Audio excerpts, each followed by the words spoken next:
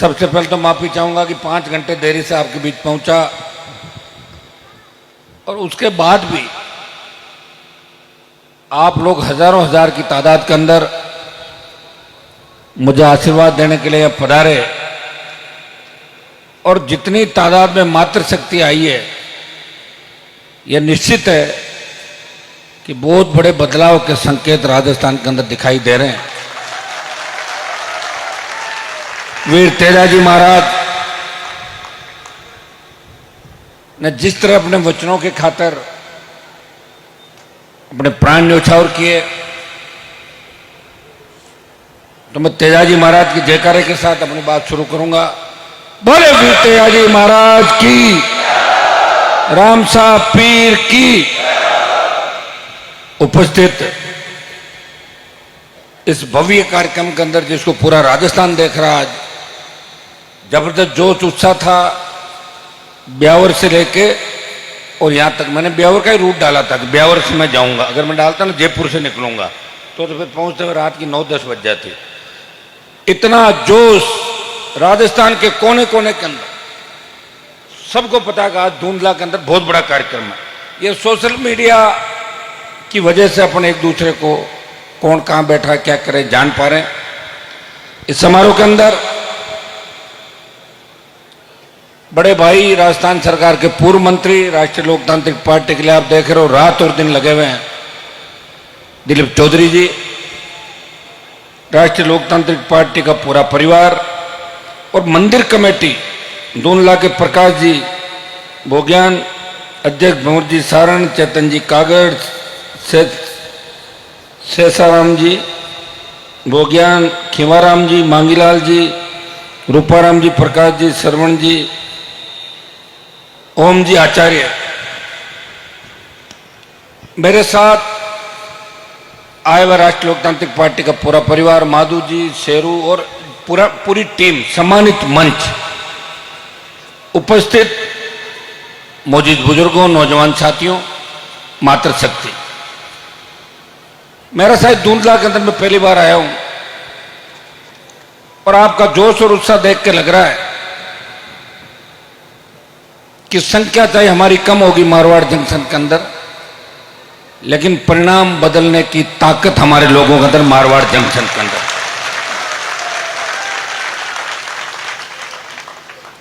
Marwar junction, Sojat, Jaitaran, पाली, मैं बाली के अंदर गया कार्यक्रम के अंदर सादड़ी में, वहां भी 8-10 घंटे तक लोग बैठे थे, और मैं कोई जानबूझ के आपको इंतजार नहीं करा था। आप ही मत सोचना, कई लोग कहते हैं हनुमान जी तो माहौल बनाते हैं, लेट आते हैं। आता नहीं हूं, मैं सोऊंगा जब भी तो उठूंगा। 5-6 बजे सोता हूं रात को, आके 5 बजे सोऊंगा तो फिर 5-6 घंटे अगर नींद नहीं लूंगा तो गाड़ी चलेगी कैसे बताओ। और फिर लंबे लंबे सफर होते हैं, 1000 किलोमीटर के। कई लोग होते हैं वो कह रहे साहब वो तो नेताजी टाइम के पक्के हैं, वो घर पर रोटी नहीं खाते, सुबह 8 बजे घर से निकल जाते हैं, लोगों के खानो पीनो, शाम का घर सो जाना, एक कॉन्स्टेंस। एक विधानसभा में इतना ही काम होता आदमी का। हमारे वहां तो 1-2 नेता ऐसे थे जो मौकान ढूंढते थे, मौकान मरण, फोन करता, कोई देखो कोई मरियो तो बताओ जो सुबह बैठे आ जाओ, ऐसे काम करते थे। अब जाके लार छूटी तो लोग पता क्या कहते हैं, क्या कोई मरा तो नहीं, आपको तो मैं मार दूं साहब, आ जाओ बेटा, शर्म नहीं आती, मौत की बात करते हो। है ऐसा कल्चर हो गया नेताओं का। एक ही काम रह गया, सरकार में है तब मिलेंगे नहीं, और सरकार में नहीं है जब ये कहेंगे कि हमारी सरकार नहीं, तो सरकार किसकी है फिर बताओ। 1952 से लेके और 2026 किसकी सरकार रही राजस्थान के अंदर? कांग्रेस और भारतीय जनता पार्टी। देश में किसकी सरकार रही?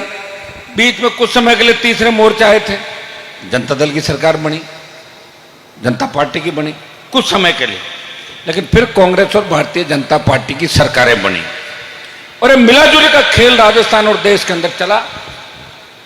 भाइयों, मैंने मेरी पूरी जवानी इस किसान कौम के लिए समर्पित कर दी। मैंने दिल्ली में मंत्री पद बहुत बड़ा होता है, जब मैं चुन के गया था, किसानों का आंदोलन हुआ, हरियाणा, उत्तर प्रदेश, दिल्ली और पंजाब के किसान नेताओं ने मेरे से बात करी और उन्होंने मुझे एक बात कही कि हनुमान जी, आप अगर मोदी का साथ छोड़ दो तो तीनों कृषि बिल वापस हो सकते हैं।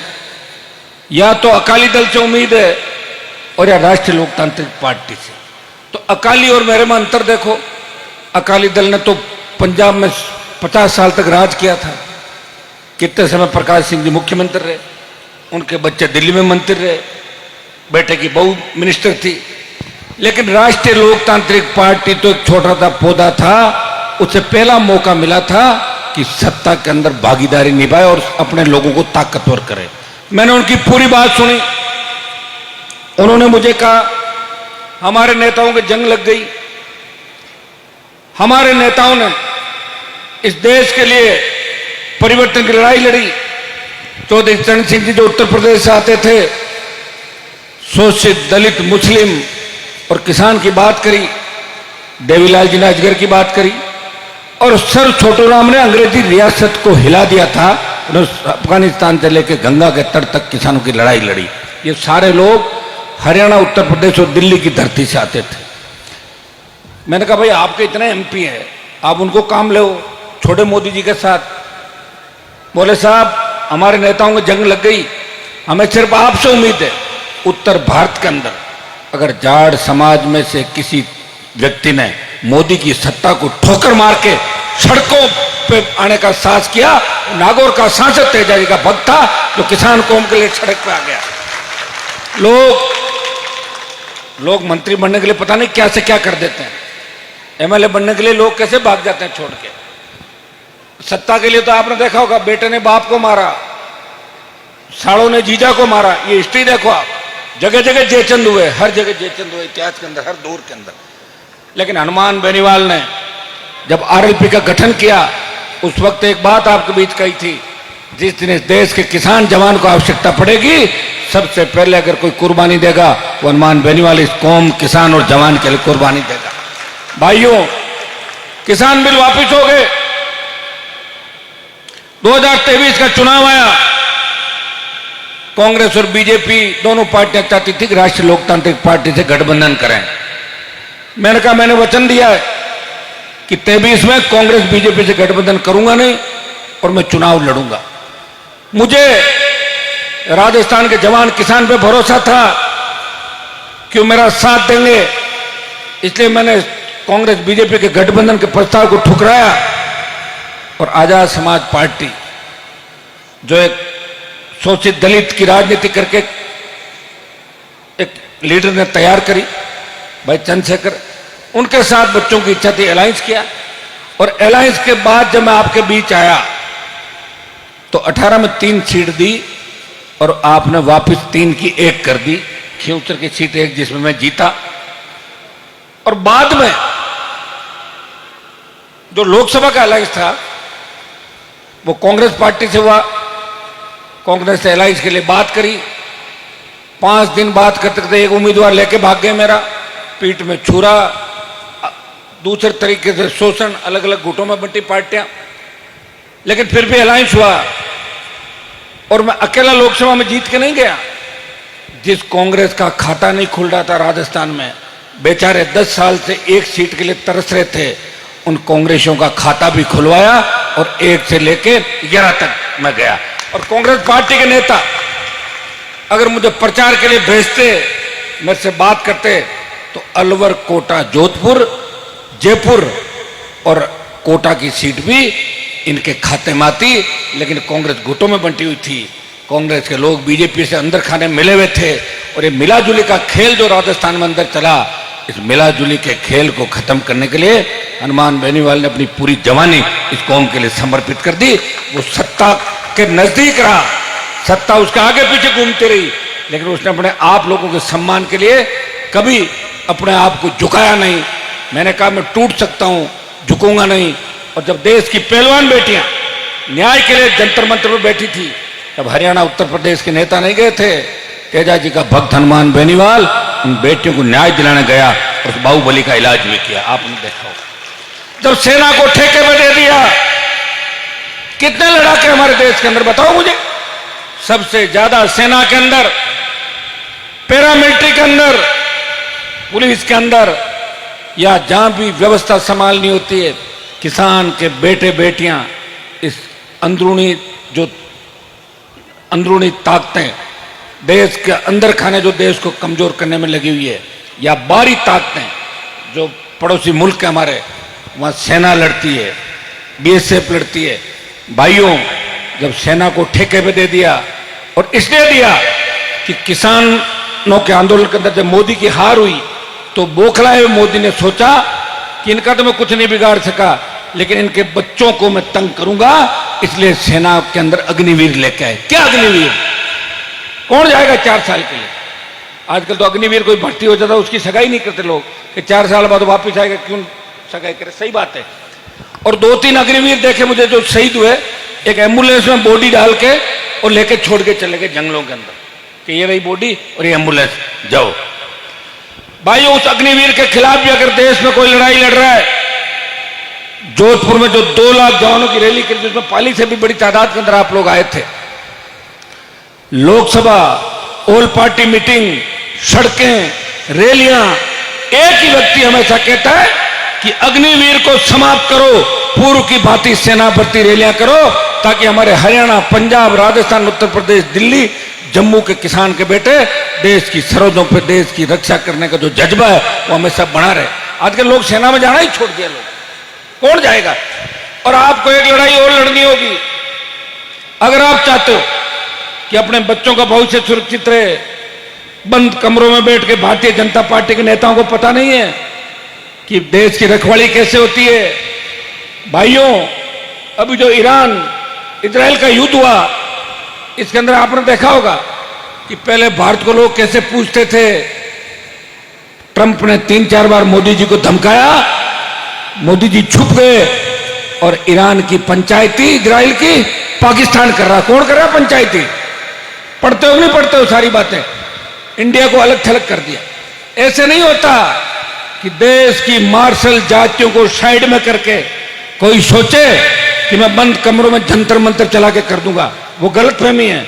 और कल बंगाल का रिजल्ट अगर अच्छा आ गया जैसा हम चाहते हैं, अगर टीएमसी जीत गई, तो मोदी जी के लिए भी राय आसान नहीं है, ये मैं आपको बताना चाहता हूं। ये आपने देखा होगा सारा। और ये इसलिए आवश्यक है कि 14, 19 और 24 में आपने मोदी को वोट किस लिए दिया था?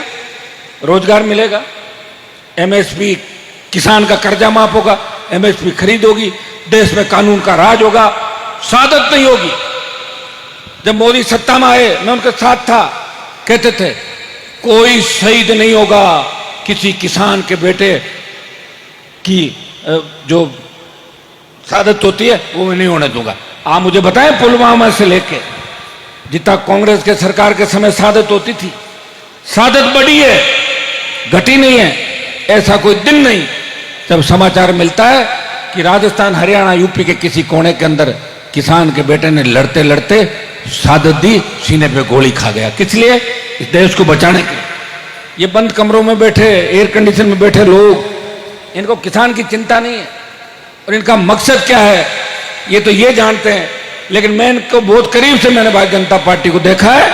इनके मन में किसान, दलित, शोषित, पीड़ित, मुस्लिम, इन लोगों के लिए कोई भावनाएं भारतीय जनता पार्टी के नेताओं के मन में नहीं है। ये हमें दूसरी दृष्टि से देखते हैं कि ये तो ये है। भाइयों, अगर 28 की लड़ाई में आप चूक गए, उसके बाद 33 नहीं आएगा। मैं पहले बता दूं आपको, कितने एक व्यक्ति कितना लड़ेगा? आपने कभी यह भी पता किया? उठो मत एक बार पीछे, माताएं मैंने एक बार बैठ जाओ, बच्चों प्लीज बैठो। एक व्यक्ति किस तरह लड़ाई लड़ रहा है? वो मोदी अमित शाह के खिलाफ लड़ रहा है, वो समोसे खाने वाले भजनलाल के खिलाफ भी लड़ रहा है, जो हर 1 घंटे में 2 समोसे मंगा खाता। बताइए कैसे व्यक्ति को राजस्थान का सीएम बना दिया हमारा अपमान करने के लिए कि राजस्थानियों जाओ, ये भजनलाल तुम्हारा नेता। इससे बड़ा अपमान क्या होगा हमारा राजस्थान के अंदर? बताओ। मेरा तो कई बार मन करता है कि मैं छोड़ जाऊं राजस्थान को, लेकिन छोड़ के जाऊं का? मध्य प्रदेश में भजनलाल का भाई मोहनलाल, इधर तीसरा लाल, ऐसे पता नहीं कितने मुख्यमंत्रियों के देश में। अब आप लोग ही करो सारा बदलाव, बातों से काम नहीं चलेगा, वोट की ताकत से। लोग हमें हंसते हैं दिल्ली में, क्या नौकी तेरा कर लिया आपने, बनाई थी ना पार्टी, आई तो नहीं सीटें। तो सुनना पड़ता है, इसलिए सुनना पड़ता है कि आप लोग ढंग से आशीर्वाद नहीं देते। हाँ, हमारे पास पैसों की कमी हो तो रहेगी। पैसा अगर लोग कह रहे साहब आप फंडिंग कर लो, ये कर लो, मैंने कहा सारा ही काम कर लें, फिर तो कांग्रेस बीजेपी में हमारा अंतर क्या रहेगा। हम ये चाह रहे हैं कि लोगों को तकलीफ कम से कम दे। काजल की कोटे में रहते हुए कोई उंगली नहीं उठा सकता। दिलीप जी मेरे साथ है लंबे समय से, कह रहे साहब कैसे चल रही है, तो ऐसा लग रहा है जैसा बिना तेल के गाड़ी चल रही। बिना तेल की गाड़ी चलती हुई देखी क्या आपने? ये मेरी चल रही ना RLP की गाड़ी। ये बच्चे खुद ही आते हैं गाड़ियां लेके, कार्यक्रम करते हैं, चले जाते हैं, 5-5 लाख की रैलियां करते हैं। और देश में एक माहौल तो आपने बना दिया कि बड़े से बड़ा नेता, देश के जो बड़े कद्दावर नेता थे इंडिया के, वो भी 4-5 लाख की भीड़ करते थे। वो रिकॉर्ड तो आपने राजस्थान में तोड़ दिया। हनुमान बेनीवाल और RLP की 5-5 लाख की रैली आपने राजस्थान के अंदर किया। अभी बीकानेर के अंदर जब 29 अक्टूबर को स्थापना दिवस था पार्टी का, मैंने उस दिन दिलीप जी ने पार्टी ज्वाइन करी थी, मैंने ट्वीट किया बच्चों को, मैंने कहा कितनी संख्या कर लोगे तो मैदान उस हिसाब से लूं कि भाई साहब सबसे बड़ा मैदान ले लो। ले लिया मैदान, एक भी साधन नहीं लगाया, एक भी जगह में नहीं गया खुद, और 2 लाख से ज्यादा जवान किसान मुझे आशीर्वाद देने बीकानेर की दोहरा धरती पाए थे। तो आप सोशल मीडिया पर देखते हो सारी बात। मैं लड़ रहा हूं आपके बच्चों के लिए, मुझे कोई लड़ने की आवश्यकता नहीं है। मैं सत्ता का सुख भोगूं और कह दूंगा तो बाद में लड़ूंगा 5 साल बाद, मुझे कौन पूछने वाला। लोग कर ही रहे हैं, रोज पार्टियां बदल रहे हैं, सुबह बीजेपी कांग्रेस ये वो, अच्छा बिजनेस कर रहे हैं, धंधा कर रहे हैं सारा। आप नेताओं को देख लो, यहां भी देख लो, यहां आपका कोई सीमेंट प्लांट वगैरह है क्या लगा हुआ? कोई होगा बाहर का काम तो आप देख लोगे कि वहां का MLA MP जो भी होगा, जहां प्लांट लगता है, वो ट्रांसपोर्ट का ठेका और 25 आदमी अंदर, और उनके साथ मुनीमगिरी करते हैं। ये राजस्थान की स्थिति है मेरे भाई। कोई नहीं सुन रहा आपकी बात। ये तो हमने ये बात चलाई राजस्थान में। कौन ज्ञापन लेना आता था सड़कों पे? हेड कांस्टेबल आता था ज्ञापन लेने के लिए, देना तो दो नहीं, जाओ, निकल जाते थे। जब चाह IG, कमिश्नर, SP और मंत्रियों को सड़कों में बुला के आपका सम्मान बढ़ाया। और प्रदेश में एक भी बार लॉ एंड ऑर्डर नहीं बिगड़ने दिया। हमारी वजह से कहीं लाठी गोली नहीं चली और किसी घर में नुकसान नहीं हुआ। ये होते हैं सफल आंदोलन। मैंने कई नेताओं को देखा, पब्लिक को लेके जाते हैं, उनको पिटवा के ले आते हैं, मुकदमे दर्ज करवा लेते हैं, और बेचारे फिर पट्टी पुली बनाते हुए घूमते रहे, बोले ठोकाया बहुत ले जा। आज तक तो मैंने तुम्हारे साथ ऐसा नहीं कराया। कहीं इसलिए तो वोट कम नहीं दे रहे हो, एक आध बार करवाऊं क्या वो मामला, चार्ज करके फिर वोट ज्यादा दे दो। यार हनुमान जी ऐसे ही ले जा करते हैं, ठीक है। फीलिंग, सत्ता की फीलिंग आ रही है हमारे अंदर। मेरे साथ रहने वाले सारे बच्चे, इनके काम होने लग जाते हैं तो इनको फीलिंग आती है सत्ता, तो कह रहे बहुत मजा आ रहा है। तुम्हें तो मजा आ रहा है, लेकिन मैं सरकार में कब आऊंगा ये तो बताओ। सरकार में आने के लिए मेरे भाई फीलिंग मत लो, ये सोचो कि हमें वोट इकट्ठा करना है और कांग्रेस बीजेपी को घर बिठाना। ऐसा ही भर्ती, पुलिस खड़ी इसलिए मैं बता दूं आपको, अगर मैं नहीं होता तो 600 फर्जी थानेदार राजस्थान को लूट लेते। और कल सुप्रीम कोर्ट में तारीख है। अब सुप्रीम कोर्ट तो सर्वोच्च न्यायालय देखेगा एक बार। मुझे तो पूरी उम्मीद है कि भर्ती रद्द ही रहेगी। कुछ हो भी सकता है, हम तैयार हैं, चिंता नहीं करें। यही सड़कें हैं, यही राजधानी है, तो दिल्ली की तरफ करेंगे, कुछ रुकेंगे नहीं। न गर्मी हमें रोक सकती, न सर्दी रोक सकती, न बरसात रोक सकती। और जिधर निकल पड़ते हैं उधर न्याय दिलाते हैं, और न्याय को एक जाति को नहीं दिलाया, इस राजस्थान की तमाम जातियों के लिए हनुमान बेनीवाल लड़ा। अगर आप पढ़ते हो और आपकी याददाश्त किसी कमजोर होगी, उसका इलाज मेरे पास नहीं। ब्राह्मण बढ़िया राजपूत को आरक्षण की भी बात करी 2016-17 के अंदर कि आर्थिक आधार पे ब्राह्मण बढ़िया कायस्थ और राजपूत को भी आरक्षण मिलना चाहिए अगर वो गरीब है। तो इससे अच्छा नेता काम मिलेगा। दूसरे नेता तो हमारे समाज का नाम भी नहीं लेते। दूसरे लोग तो ये कहते हैं कि इनका आरक्षण खत्म कर दो। अरे भैया खत्म क्यों कर दो, आप भी ले लो और हमें भी लेने दो। आरक्षण तो ऐसे थोड़ी मिलता, हवा में नहीं मिलता। आरक्षण के लिए उनकी संस्कृति, पुराने रीति रिवाज, सामाजिक हमारी स्थिति क्या है। लोग आज हमसे चिढ़ते हैं, लेकिन उनको पता नहीं कि आज भी हमारे 60% लोग नरेगा में मजदूरी करके सीमित जोत पे अपने बच्चों का पेट पाल रहे हैं और बच्चों को स्कूल। क्या गलत तो नहीं कह दिया मैंने? ऐसा कोई गांव बताओ, चलो दूंदला गांव में आ जाओ आप। दूंदला गांव में जाट और सिरवी भी है क्या गांव में? ऐसे कितने घर हैं जहां 5 लाख रुपए रोकड़ मिल जाए? आज कितने घर हैं बताओ तो? 10, 15, 20 कितने? और गांव में कितने घर हैं? 500 घर होंगे। तो फिर कहां पैसे वाले हैं? तो नहीं। हालात ये हैं कि ये तो माताएं बहनें समझदार हैं कि छोटा मोटा बच्चा के पैसा रखती है, नहीं तो दवाइयों के पैसे नहीं मिलते कई जगह। सरकार एक ही काम करती है आपको कि आप बीमार होते जाओ और मुफ्त की दवाई खाते जाओ। अशोक गहलोत, मैंने मुफ्त दवाई और न टला दी, क्या करेगा? दवाई दे मारेगा क्या सबको? मैंने बल्ब जला दिया बल्ब। यार ये भजन लाल तो ऐसा आके बैठा कि जब से आया है कहीं आग लग रही है, कहीं दुर्घटना। इतना राजस्थान के अंदर कुंडा कर दिया। ये कुंभ के मेले में गया, ये भजन लाल कुंभ के मेले के अंदर गया, वहां भी आग लग गई। ये तो पनौती राजस्थान को बता रहा हूं आपको। और ये अगर अब नहीं हटाना तो पता नहीं आगे क्या होगा भाई। इसलिए मुझे लग रहा है कि इसको हटाने के लिए भी हमें आंदोलन करना पड़ेगा। भजन लाल हटाओ रास्ता, अब करना ही पड़ेगा। और क्या, लोग निकलेंगे सड़कों पे। बताओ यार, जिंदा मोदी को श्रद्धांजलि दे दी इसने। क्या मोदी जी को श्रद्धांजलि भी नहीं? दे दो श्रद्धांजलि। सत अकाल, बार बार अकाल पड़े।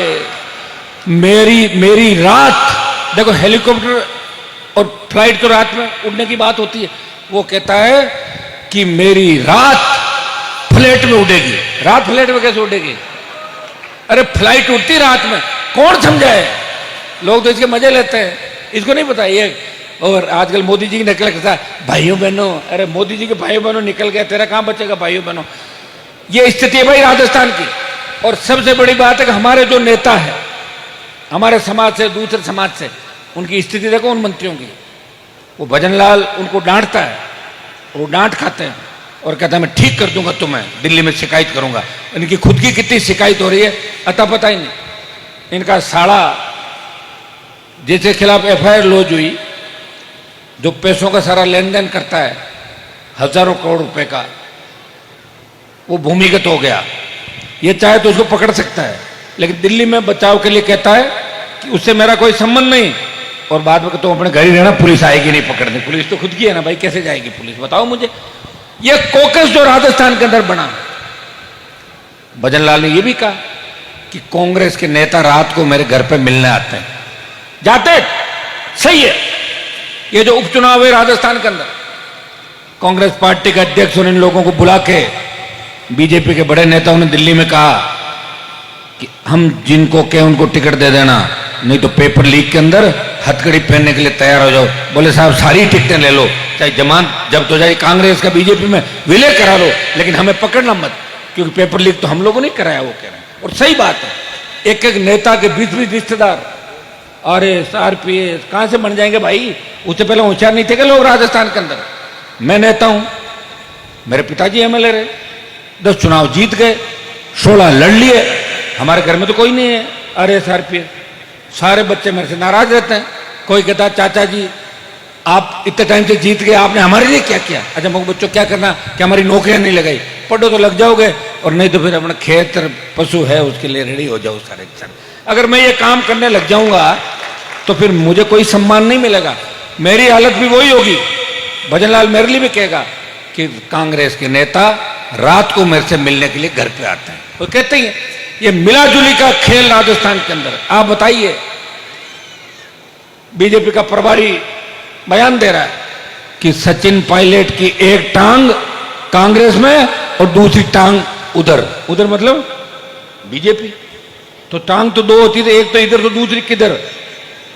कहीं की तो बतानी पड़ेगी ना, तो उनको सफाई देनी पड़ती है कि नहीं नहीं नहीं नहीं, नहीं हमारी दोनों टांगें इधर ही है।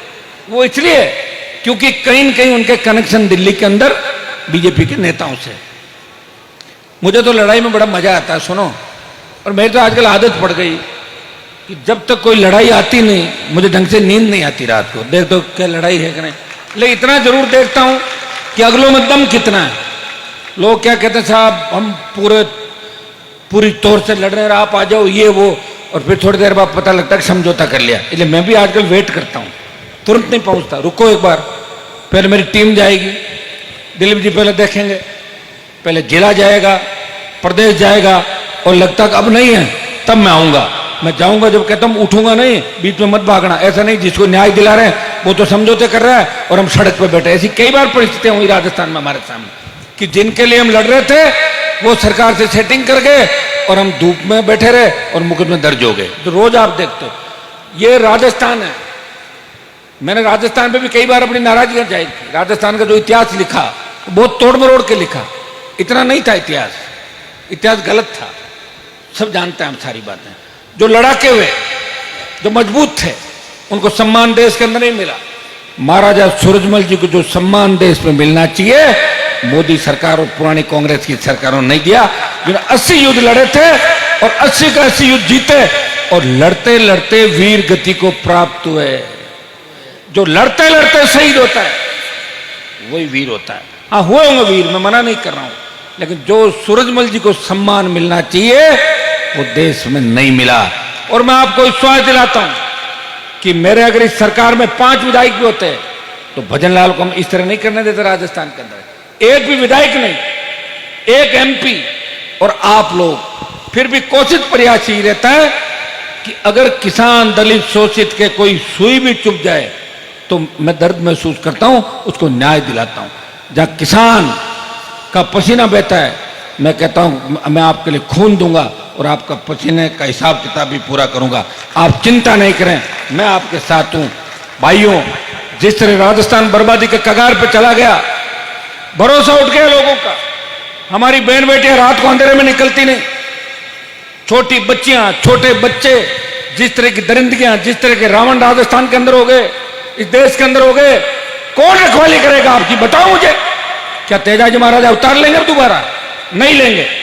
तेजाजी महाराज को आदर्श मानते हुए आप सबको यह तय करना है कि हमें लोकतंत्र के अंदर सरकार में हमें मजबूत लोग भेजने हैं। जिस दिन मजबूत लोग आप भेज दोगे, अपना व्यवस्था बदल जाएगी। मैंने तो बीच में यह भी कहा था, हमारे समाज के शेड्यूल कास्ट के बहुत लोगों की मैंने 18-23 में विधायक बनाने में मदद की।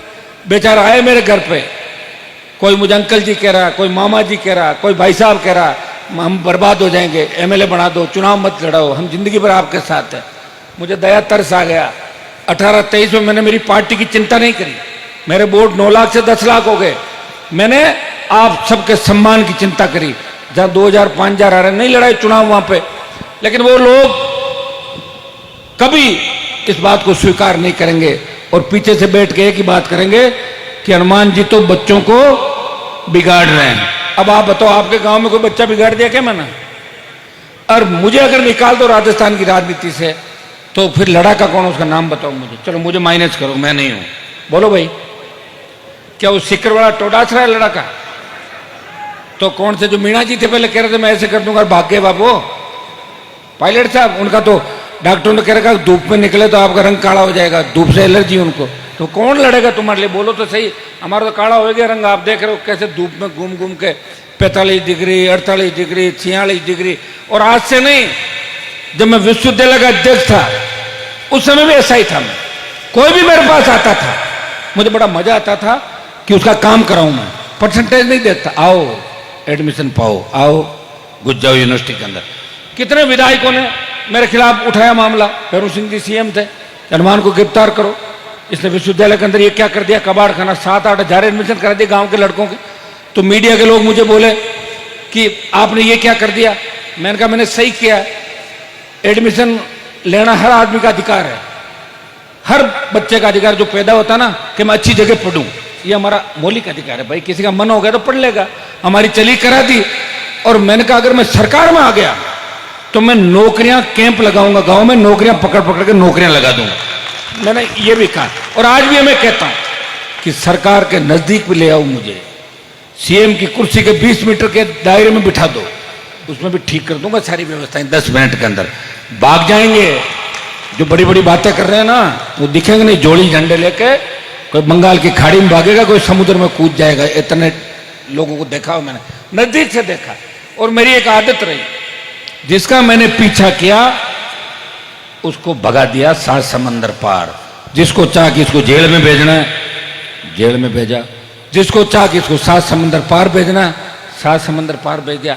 अब बताओ, वसुंधरा जी से बड़ी तो कोई नेता हो नहीं सकती राजस्थान में, है क्या कोई? कहां गई है? भजनलाल जी से मिलने का टाइम मांग रही है। अंदाज लगा लो क्या स्थिति होगी वसुंधरा जी की। ये क्यों हुआ? क्योंकि आप सब मेरे साथ आ गए।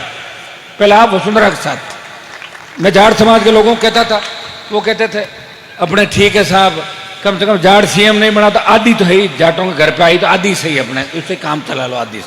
तो तुम वोट देते थे। वो कहते जाटों की, राजपूतों की, गुजरों की, रेबारियों की, जहाँ हरीश बैठा है जहाँ जाती वहीं के कपड़े पहन लेती, हाथ हिलाती, और फिर वही 8 PM नो सीएम, सूर्य अस्त वसुंधरा मस्त। ही चला राजस्थान, ऐसे ही चलाता। और गहलोत को भी मजा आ गया कि भाई इसके पापों पे डालूं पर्दा और ये डाले इसके पापों पे पर्दा। तो दोनों ने मिलकर राजस्थान को खूब लूटा। और अब जब हमारा संघर्ष खत्म हुआ और वसुंधरा को भगाया, तब भजनलाल पैदा हुआ। देखो 2.5 साल जो निकला है, ये काला अध्याय जुड़ गया राजस्थान की राजनीति में कि ऐसे व्यक्ति को मुख्यमंत्री बना दिया जिसको मुख्यमंत्री के बारे में ज्ञान भी नहीं कि मुख्यमंत्री के पास कितनी पावर होती है, कितनी ताकत होती है। सारे किस्से तो मैं आज नहीं कहूंगा क्योंकि भजनलाल जी की विदाई जल्दी होने वाली है, इसलिए मैं ज्यादा नहीं, बाद में और मिल लेंगे तो कहां जाएंगे। जो पूर्व मुख्यमंत्री हो जाएंगे, दिख जाएंगे सब्जी मंडी में सब्जी खरीदते हुए, तब रोक के पूछ लेंगे बताओ फीलिंग कैसी है आपकी? फीलिंग अच्छी है आपकी? कैसा महसूस कर रहे हो? वो वही काम करेंगे जो पहले करते थे पार्टी कार्यालय में। वो उनका काम उनके लिए इंतजार कर रहा है। वो क्या करते थे आप भी जानते हो। मैं तो उनको जानता हूँ 97 के दौर से, जब बहुत उच्च स्थिति में थे। खैर मैं मजाक नहीं उड़ा रहा हूँ उनकी। हर आदमी नीचे से ऊपर बढ़ता, अच्छी बात है, लेकिन ऊपर बढ़ने के बाद आदमी को अपना समय नहीं भूलना चाहिए कि मैं पहले क्या था। और इनको इनाम मिला है, इनको इनाम मिला है मुख्यमंत्री का, सिर्फ राजस्थान की मजाक उड़ाने के लिए। मोदी अमित शाह ने कहा कि ऐसे आदमी को राजस्थान का सीएम बना दो कि राजस्थान की जनता हमेशा नीचे देखेगी कि हमारा अपमान हुआ, और अपमान करवा लिया आप लोगों ने। अब 28 के अंदर आपको सोचना है। 28 में आप नहीं सोचोगे तो मैं अकेला तो क्या कर सकता हूं। शेड्यूल कास्ट के लिए, मुस्लिम के लिए, सारी जातियों के लिए। आप बताओ, गुर्जर आरक्षण आंदोलन हुआ, जब गुर्जरों के सीने पे गोलियां मारी थी वसुंधरा, हनुमान बेनीवाल उनके साथ बैठा था। मैं तो 2 बार पायलट को सीएम बनाने की बात करी, बना दो सीएम पायलट को। मैंने हर जाति के लिए प्रयास किया कि किसान कौम आगे बढ़े और अच्छे हाथों में राजस्थान का नेतृत्व रहे, लेकिन दुर्भाग्य से ये हुआ नहीं। हमारे जो लोग चुन के गए वो हमें धोखा दे गए। आपके MP साहब आते हैं आपको संभालने, वो तो कह रहे हैं मैं तो धूप में घूमता रहता हूं। कभी नहीं आते थे क्या इलाके में, घूमते हैं क्या? अभी विदेश यात्रा पे हैं।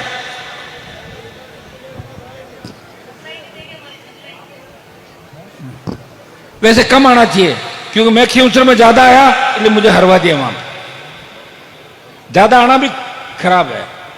पब्लिक ज्यादा आना सोचती थी ऐसे ही घूम रहा है इसको। अब जैसे मेरे खियूसर में किया ना, जो मेरे यहाँ काम करता था भैंस का और देसी वेद, उसको जीता दिया खियूसर में। आप बताओ यार, गजब हो गया भाई बात। पता नहीं जनता चाहती क्या है, जनता क्या चाहती है। जनता ये भी कह देगा आप तो हमारे खेत में काम करो। चलो एक दिन के लिए कर भी दिया, तो जब खेत में ही काम कराओगे तो पार्लियामेंट और विधानसभा में उनसे कौन लड़ेगा जो किसान विरोधी लोग हैं। तो लोग तो चाहे जैसी मजाक करते हैं। सही सोच के साथ आपको निर्णय करना होगा। आज जो आपने ऐतिहासिक मंदिर बनाया, मैं पूछ रहा था, बड़ा खर्चा हुआ, सारा 3-4 बच्चों 2-3 मिनट बैठो नीचे, बैठो नीचे। ऐसे बन गई सरकार, वोट डाले भी नहीं रह जाओगे, बैठो। जो एक संदेश आपने राजस्थान के अंदर दिया और धुंधला का संदेश, मारवाड़ जंक्शन का, पाली का संदेश पूरा राजस्थान देख रहा। निश्चित रूप से तेजाजी महाराज जाट समाज के नहीं, मैं तो मध्य प्रदेश और तमाम इलाकों में गया हूं। धाकड़, गुजर, मीणा, रावत, राजपूत, तमाम जातियां वीर तेजाजी महाराज को मानती है, बहुत पहले से जाटों के साथ साथ। इसलिए ये सर्व समाज के लोक देवता हैं। और लोक देवता राजस्थान में जो भी हुए, चाहे तेजाजी महाराज हुए, चाहे बाबूजी महाराज हुए, चाहे गोगाजी महाराज हुए, लोक देवताओं की पूजा सारे समाजों ने राजस्थान के अंदर की है। ये हमारी संस्कृति और परंपरा है। और हर गांव जब बसा है, उस प्रत्येक गांव की बसावट के पीछे भी एक देवता है। हर गांव में कहते हैं भाई हमारे खेड़े का धनी ये है और हमारे गांव का देवता ये है, उनकी अलग से पूजा होती है। तो मैं तो दूसरे समाजों के लोगों को भी कहना चाहता हूं, हम जब सब लोग देवताओं के जयकारे लगाते हैं तो आप भी तेजा जगह जयकारे लगाओ, कि लगता नहीं कि आप लोगों से? अब तो लगाओ, और नहीं तो बोर्ड नहीं देंगे फिर लगाते हो। बोर्ड के लिए आके जोर जोर से माइक पकड़ के लगाते हो। मैंने लगवाया कहीं को जोधपुर में, जोधपुर लगवाया तो पिछली बार नहीं था, हाथ में पकड़ के अरे रुक जाओ पता वोटों के लिए, ऐसे वोटों के लिए मत लगाओ, मन से लगाओ, मन से लगाओ। कि तेजाजी महाराज ने गाय की रक्षा के लिए 1000 साल पहले कुर्बानी दी। बीजेपी वाले तब गाय गाय कर रहे हैं। बीजेपी तो सिम बनी थी, उससे पहले कहां थी बीजेपी? 1980 में बनी बीजेपी।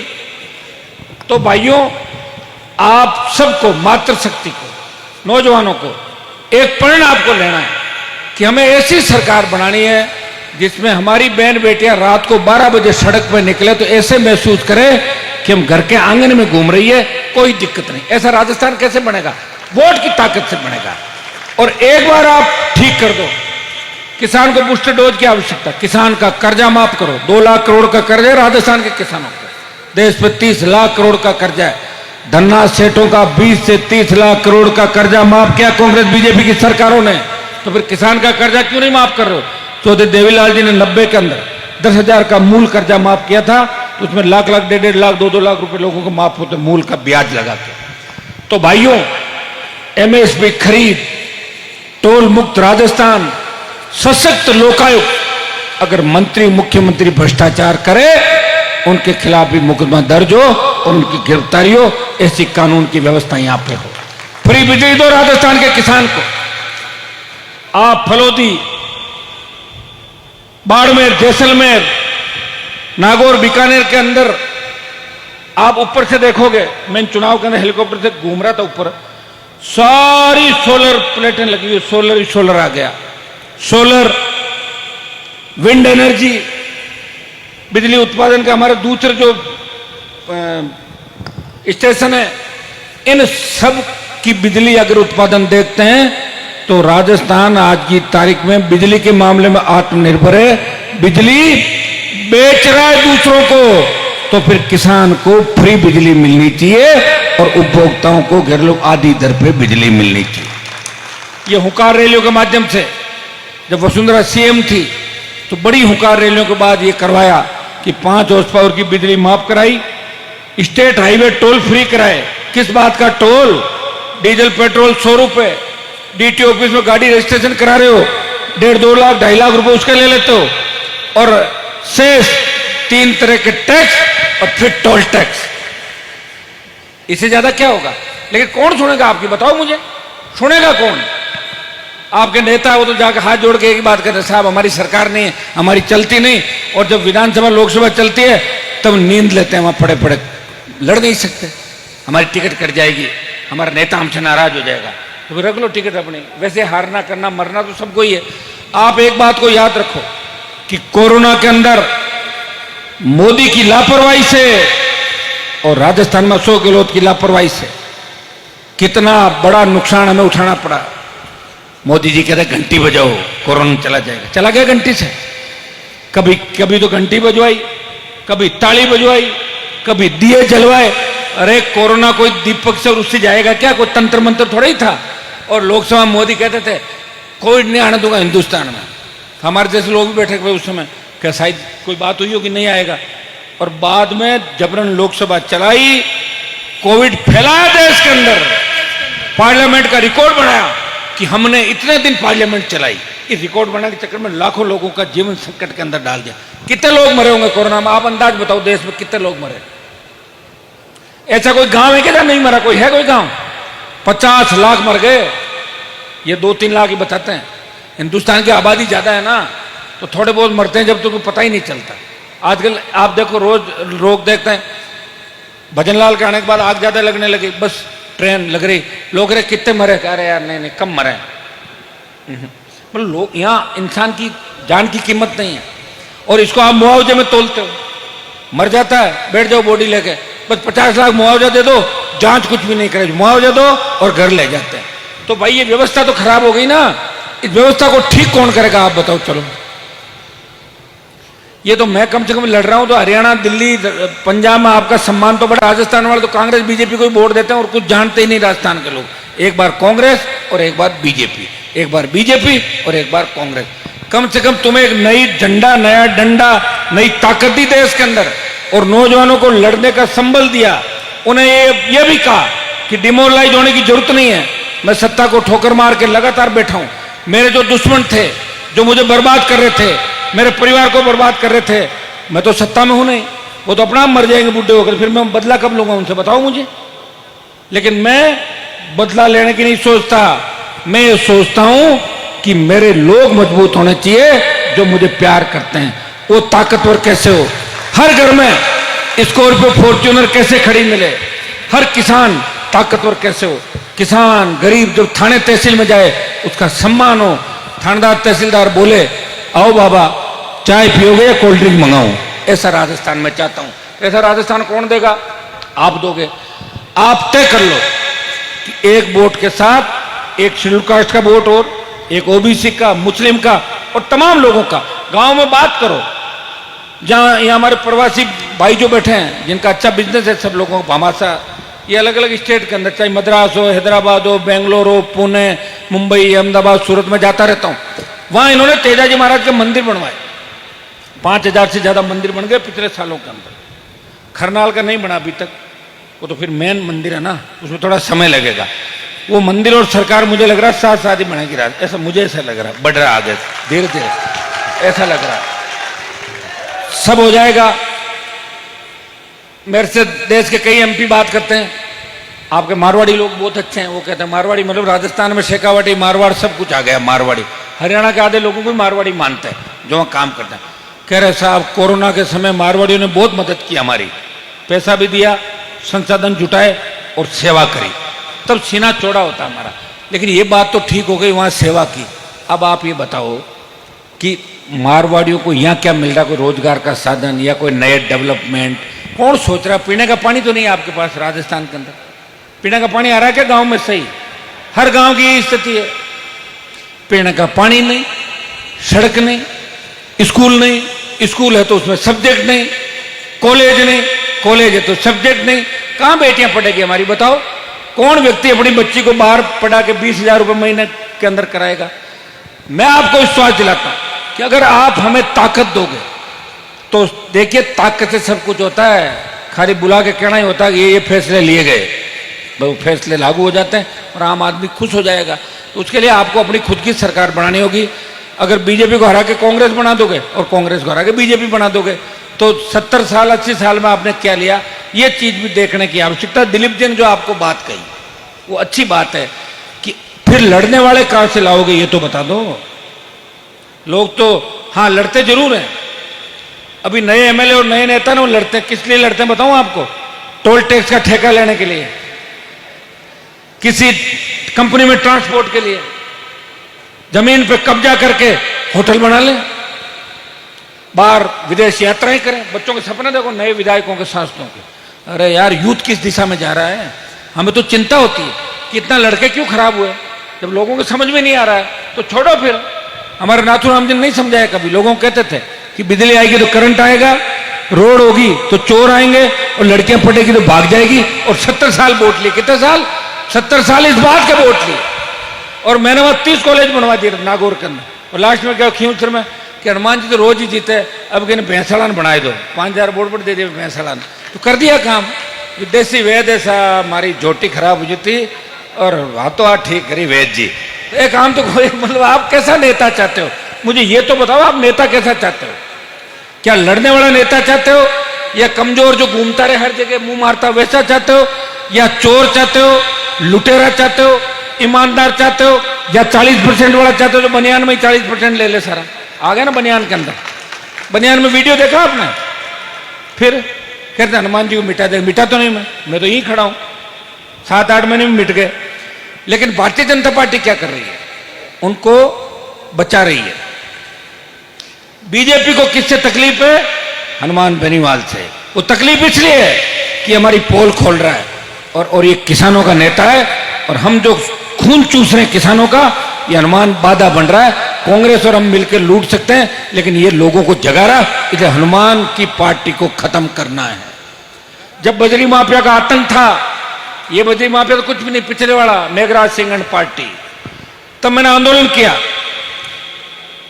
उसके घर पे ईडी सीबीआई आई, दीवार कूद के भाग गया रात को अंधेरे के अंदर। उसने कभी सोचा नहीं कि मुझे इस तरह भागना पड़ेगा। तब वो कहता है कि राजस्थान में बिकाऊ नेता देखे मैंने सबसे ज्यादा, लेकिन एक ही मर्द है जिसने मुझे दीवार कूदा दिया, भाग गया मैं ईडी सीबीआई आई तो। वो तो थोड़ी देर पहले पता नहीं लगता तो दूसरा काम होता। भाइयों, लड़ाई लड़ी है आपके सामने, और आपको लड़ने नहीं दिया कभी भी। दो समाजों को कभी नहीं लड़ने दिया। जाट समाज, राजपूत समाज, मीणा समाज, गुर्जर समाज, छोटी मोटी तनातनी भी अगर कभी हो गई बच्चों के अंदर, तो बीच में खड़े होके आपको खुद का नुकसान करा के भी आपको एक साथ जाजम पे बिठाने का काम किया और सर्व समाज की बात करी। अब लोगों को तकलीफ इस बात की है कि हनुमान जी तो किसी के लिए कुछ भी बोल देते हैं। किसी के लिए नहीं बोलता। जो सत्ता के अंदर है, लोगों को गुमराह कर रहे हैं, या जो मंत्री है जो भ्रष्टाचारियों को पनाह दे रहे हैं, संरक्षण दे रहे हैं, जो अपराधियों का साथ दे रहे हैं, उन लोगों को मैं खिलाफ हूं। अब आप वाला जो एमएलए साहब है, उनके खिलाफ तो नहीं बोला मैं, मेरे साथ एमएलए थे वो। मैं ऐसे हर किसी के खिलाफ थोड़ी बोलूंगा, जो दिखे इसी खिलाफ। जो सत्ता के अंदर है और जो किसान का दुश्मन है, और जो किसान का दुश्मन है वो हनुमान बेनीवाल का दुश्मन है, चाहे वो किसी भी तरीके से आप इसको मान सकते हो। आज हमें, मुझे 1-1:30 बजे आता तो बहुत अच्छा लगता खुद को, लेकिन फिर भी आप लोगों ने जो सम्मान हमें दिया, अच्छा लगा। दिलीप जी, पाली जिले में भी एक बड़ी रैली करेंगे अपने आने वाले दिनों के अंदर, पूरे पाली डिस्ट्रिक्ट के अंदर, जहां भी जगह तय कर लेंगे। एक पाली में करेंगे, एक जालोर में करेंगे। अब सुनिए मेरी बात, राष्ट्रीय लोकतांत्रिक पार्टी तो सर्व समाज की पार्टी है। वो मुख्यालय जहां हम पहुंच नहीं पाए, आपके जिले के वो अवरुद्ध विकास के काम, चाहे मुआवजा हो, चाहे दूसरा क्लेम हो, नहीं आ पाया। मैं आपको विश्वास दिलाता हूं, क्या मुझे लिख के इसके अंदर दे दें, आपके सारे 100% काम हो जाएंगे। जब मैं इस पुल पे चढ़ा था तो मुझे डर लग रहा था। इस पुल पे बहुत बड़ी तादाद में पीछे हजारों लोग थे। ये पुलिया थोड़ा चौड़ा होना चाहिए। सुनिए मेरी बात एक मिनट, सरकार ही रोना रोती है हमारे पास बजट नहीं है, ये नहीं। बजट जो है वो लूट के लोग खा रहे हैं, उसका अता पता ही नहीं। अभी सर भजन लाल का साला इतने पैसे खा गए होगा, जब कितने ही पुल बन जाते राजस्थान, खा के निकल गया था, भाग गया। भाइयों, एक दूसरा अंडरब्रिज का मामला एक आपने बताया, ये कोई अंडरब्रिज स्वीकृत है तूंदरा सोजत रोड रेलवे पटरी के नीचे, तो इसको मैं चालू करा दूंगा आपके जल्दी। और दूसरा, इस पुलिया को दूसरा, क्योंकि अगर ट्रैफिक कितना रहता मुझे तो नहीं पता, इस पुलिया पर ट्रैफिक ज्यादा रहता है क्या, कितना?